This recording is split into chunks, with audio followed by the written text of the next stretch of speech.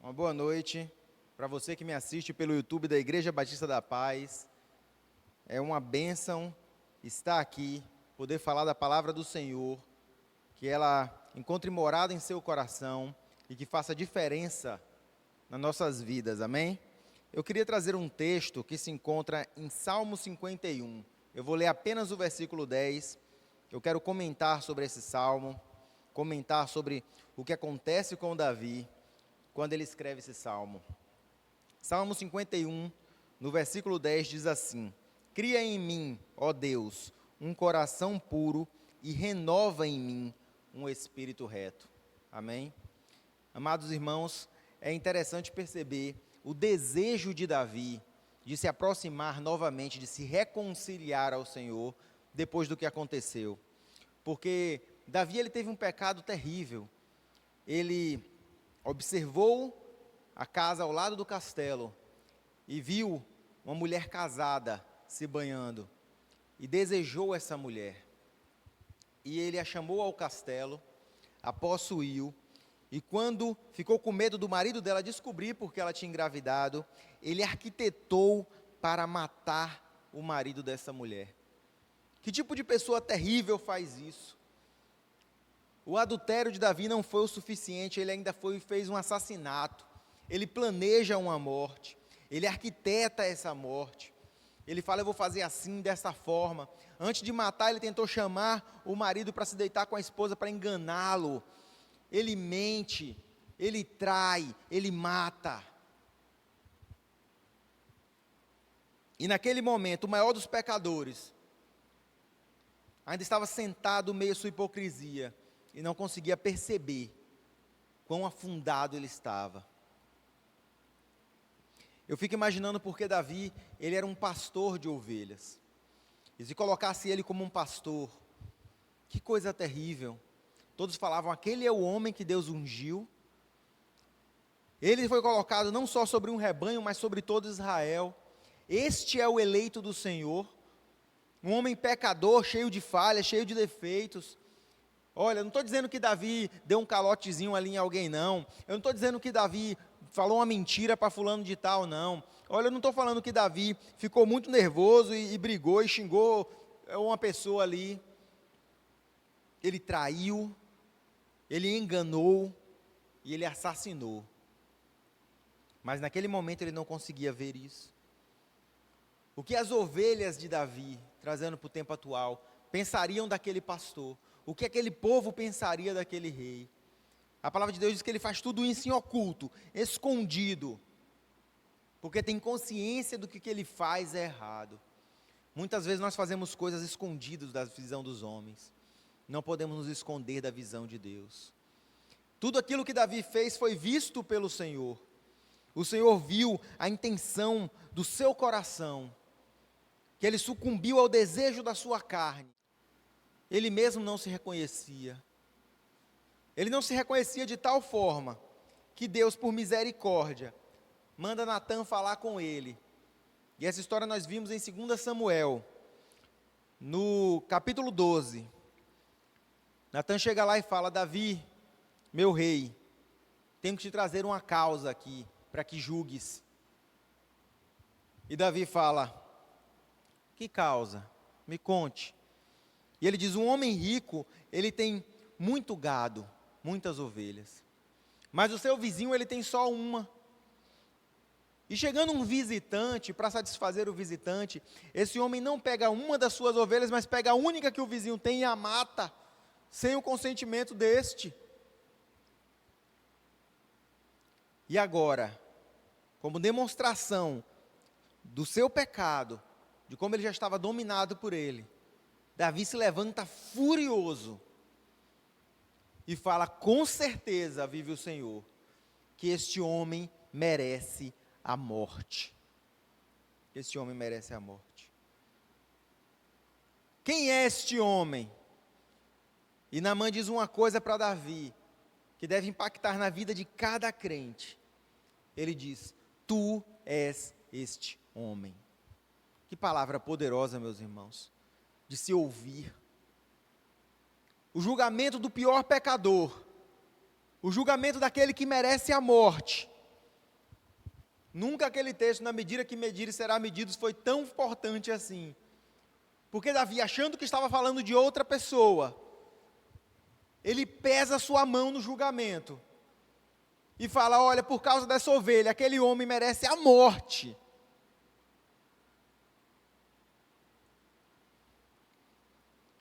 Eu lembro do livro de Esther,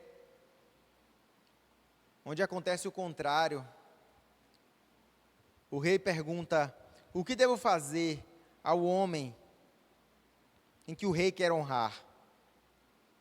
E o servo do rei, achando que se falava dele, aí ele pega super leve. E fala, deveria montar no cavalo do rei, vestir as vestes reais, ser aplaudido enquanto passeia, porque ele achava que estava se falando dele. Então ele colocou a medida lá em cima. Agora Davi, quando achava que estava falando de outra pessoa, aí ele vai com tudo, entra de sola. Não, esse homem matou a ovelha do vizinho, ele merece a morte. E eu pergunto para vocês, meus irmãos, se esse julgamento está correto ou errado. Do ponto de vista humano, o julgamento foi pesado até demais. Porque esse homem sim deveria restituir aquele muitas vezes mais, como o próprio Davi fala, dará 4 vezes mais. Esse homem realmente deveria ser punido, talvez ir preso por um tempo, mas ao ponto de vista humano, morrer por uma ovelha é bastante pesado. Mas quando você leva isso ao lado espiritual, e era isso que Deus queria mostrar para Davi, e é isso que eu quero falar para você hoje, todo pecado é digno de morte. E Davi, ao julgar o pecado, ele julga satisfatoriamente, quando fala, o homem que pecou, este merece morrer. Mas isso ele fala, quando fala de outra pessoa, ele não leva isso a si mesmo. Nós sabemos e entendemos que todo pecado leva à morte, mas é muito fácil falar isso quando estou falando do pecado de outra pessoa, quando estou jogando o pecado de quem está longe, de quem está aqui na igreja, mas não sou eu, daquele que eu achava mesmo que era errado e está errado mesmo. Mas quando se pergunta quem é o traidor, quem é o mentiroso, quem é o assassino, e o profeta vira para ele e fala, tu és este homem. O que acontece com Davi? O seu semblante cai. Mas esse momento tão terrível, meus irmãos, é o início de algo maravilhoso, é o início de uma transformação na vida dele. Às vezes nós precisamos desse choque, e entender que nós somos o pecador. Nós somos o pecador. É o nosso pecado que foi julgado, e a condenação é esta, a morte espiritual, que é pior do que a morte física. Nós somos essa pessoa, que se fosse colocado em julgamento, seria justo Deus condenar. É interessante como o homem logo se enfurece, para dizer, este merece a morte. Mas quando é colocado no lugar da pessoa, ele fala, calma aí, também não é assim, né? Era só uma ovelha. Calma aí, mas também, né, a mulher do cara estava tomando banho ali. Pô, porque não estava fazendo isso no oculto, né? Não estava fazendo no quarto dela, na laje, pô. Aí ficou difícil. Estava tão fácil para eu ver, através daquela janela. Porque aquilo estava explícito daquele jeito, a culpa não é minha. Mas de repente o semblante de Davi cai, e ele percebe que ele é este homem. Tu és este homem. E agora começa uma transformação na vida dele. Quando Davi começa a discutir com o profeta, ele logo fala, pequei contra o Senhor. Isso faz uma ligação entre os dois textos, porque ele fala isso tanto em 2 Samuel, no capítulo 13, no capítulo 12, no versículo 13, como ele também fala, lá em Salmo 51, no versículo 4, contra ti pequei. Ele reconhece o pecado dele. Ele reconhece que foi contra o Senhor. E na mesma hora que ele fala isso, contra ti pequei, o profeta diz para ele: o Senhor perdoou o teu pecado. E talvez para nós seja um segundo momento de levantar da cadeira e falar: como assim? Como pode ter perdoado tão simplesmente o pecado de Davi? Calma, meus irmãos, haverá consequência. Sim, haverá consequência, mas como Deus perdoou tão facilmente? Ele simplesmente falou que está perdoado o pecado de Davi. Ele não viu que Davi traiu o seu amigo. Ele não viu que Davi mentiu para o seu amigo, arquitetou um plano para fazer uma mentira se tornar perpétua, o amigo criar uma criança como se fosse dele. Será que Deus não viu que Davi o matou? Como pode perdoá-lo assim tão simplesmente? As duas vezes que nós demonstramos que o homem demonstra indignação, só revela como a natureza do homem é diferente da natureza de Deus. Primeiro, quando vê o pecado do seu irmão, que indignação, merece a morte. E depois, quando parece o perdão de Deus, ele fala: como Deus pode perdoá-lo assim tão simplesmente? É ou não é esse sentimento que vem rápido à nossa cabeça? Mas nós precisamos entender como Deus trabalha. A tarefa de Deus estava cumprida na vida de Davi ali, só porque ele falou: pequei contra o Senhor. Nós não podemos ver o íntimo do coração de Davi, mas como eu disse para vocês, a transformação já estava começando. Então ele começa a escrever o Salmo 51, e ele começa a narrar as consequências disso para ele. E o mais incrível disso é a angústia que Davi demonstra, não pelo pecado que pode afastá-lo de Deus, mas pelo pecado já perdoado. Há uma angústia em Davi. Deus já disse que perdoou seu pecado, Davi, mas parece que perdoar o seu pecado não é o suficiente. O problema de Davi ia além do pecado. Deus fala para ele: olha, por causa do seu pecado, a espada não vai se apartar da sua casa. Por causa do seu pecado, o seu filho vai falecer, não vai vingar essa criança. Davi poderia pensar: Deus não me perdoou? Por que ele disse agora que a espada não vai se apartar da minha casa? Por que ele disse que o meu filho não vai vingar? Isso não é perdão.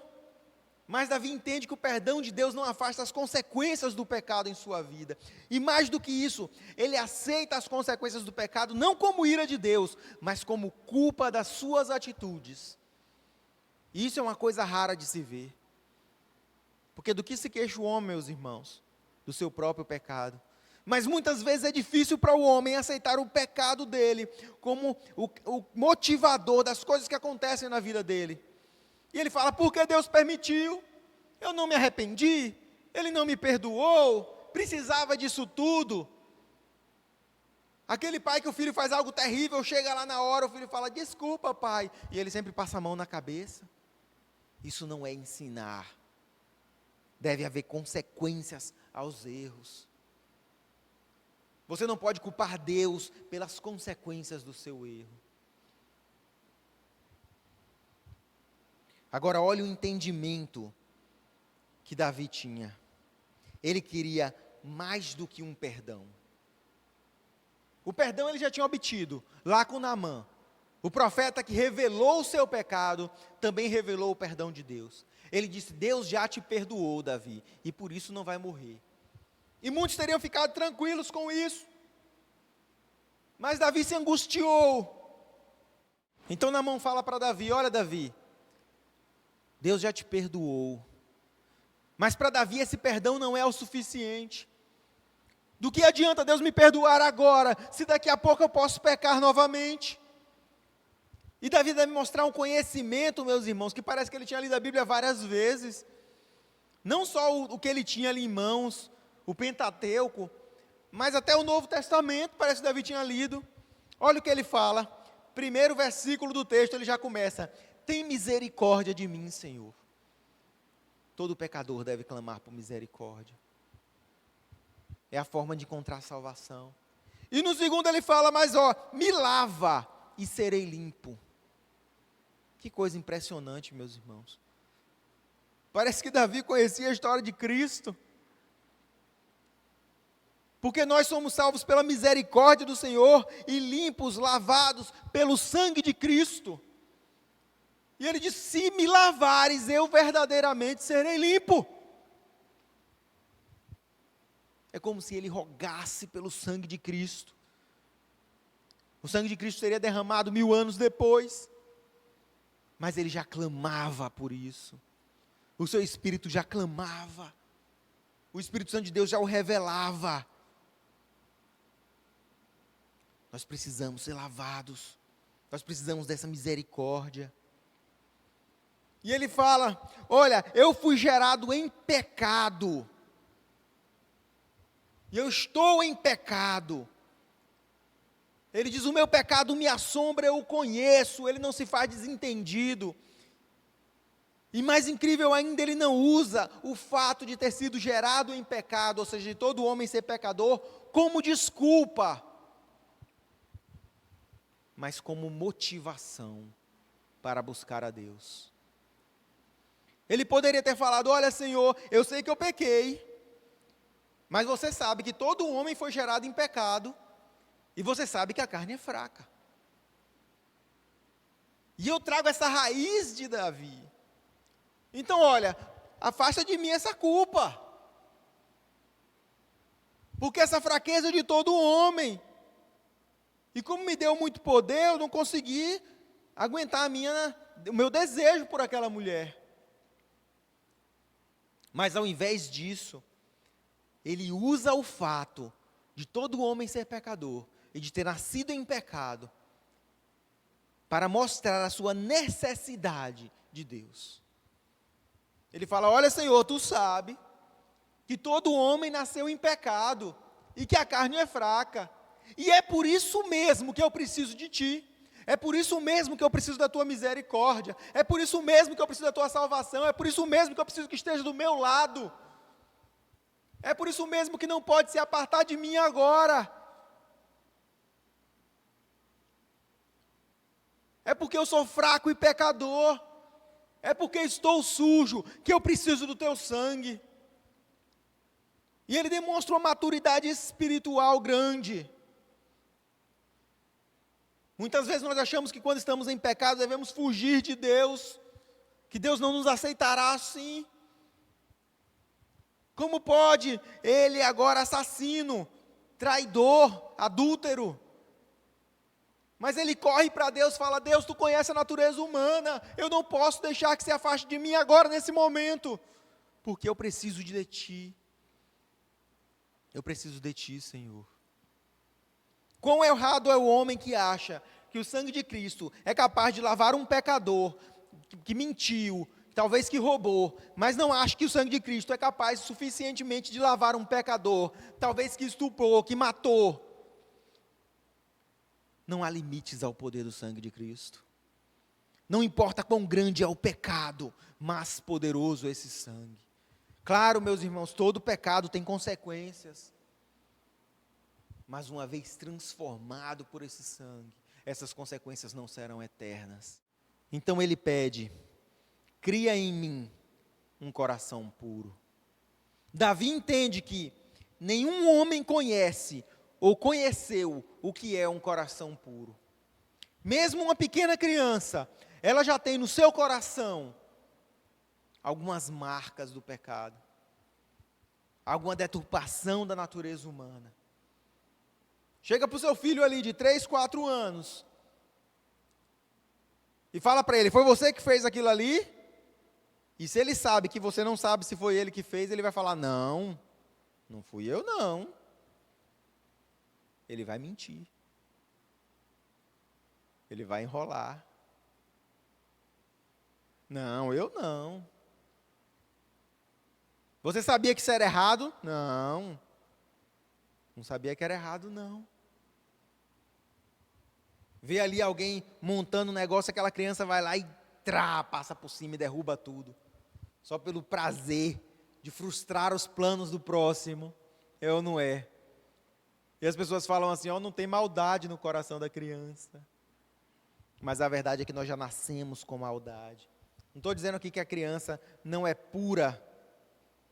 Ela é pura porque ela ainda não tem entendimento de algumas coisas. Mas a maldade está presente ali.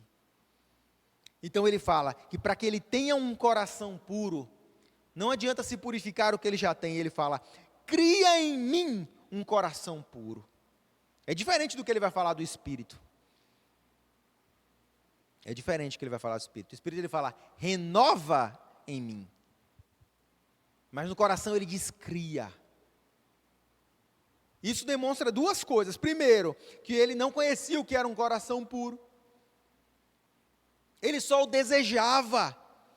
O homem não consegue conhecer o que é a pureza de coração, mas desejar essa pureza demonstra uma conversão, um trabalhar do Espírito Santo de Deus. Só do você desejar, porque sem o trabalhar do Espírito Santo de Deus, nem é possível que o homem mau deseje ser bom.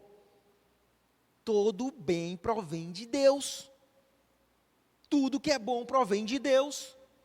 Os bons frutos provêm de Deus.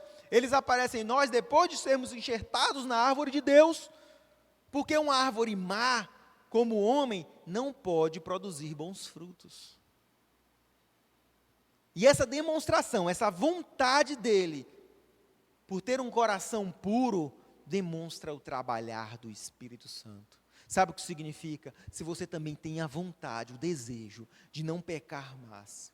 Se você também tem vontade, o desejo de ter um coração puro, de ter um espírito reto, isso demonstra que o Espírito Santo de Deus já está trabalhando na sua vida. Você pode convidá-lo, você pode abrir o seu coração, porque ele está presente aí. Que coisa maravilhosa. Ele fala, Senhor, cria em mim um coração puro. Ele também reconhece que o coração puro não pode ser feito pelo homem. Não adianta o seu esforço. Não é chegar lá e mudando tal atitude que você vai ter um coração puro. Não é colocar na sua cabeça, eu não vou mais pensar nisso, eu não vou mais fazer aquilo, que um homem consegue ter um coração puro. É impossível para o homem com suas próprias forças adquirir um coração puro. A única forma é pedindo para que Deus o gere. Tira o meu coração de pedra e dai-me um coração de carne. Dai-me um coração igual ao teu, mestre. Um coração que quando veja alguém pecando, saiba julgar. Fale, amigo, você está em pecado. Abandona isso antes que gere morte.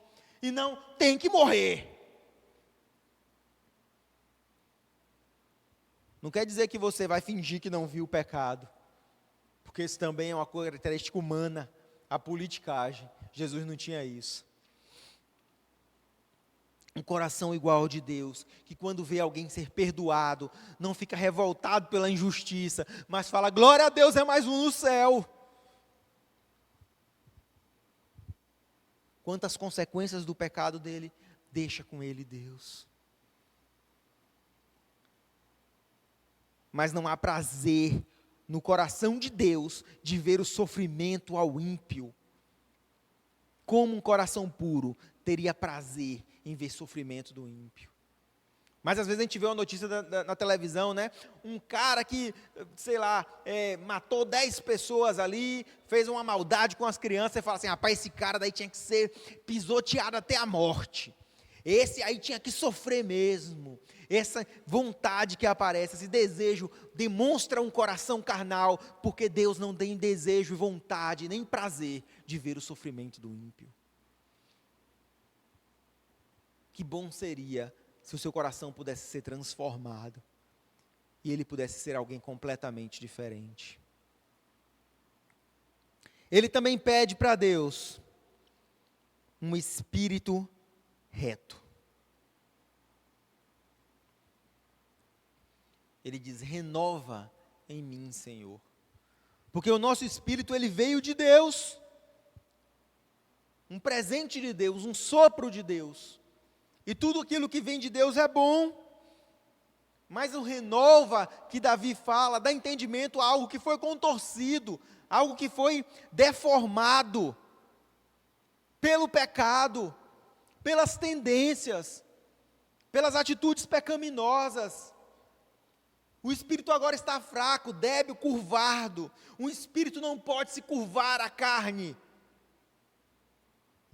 Porque se você deixa a sua carne dominar, que grandes trevas haverão em você, meu irmão.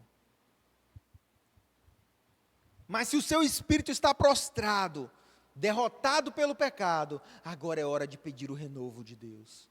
Davi fala: renova em mim um espírito reto. Que coisa maravilhosa.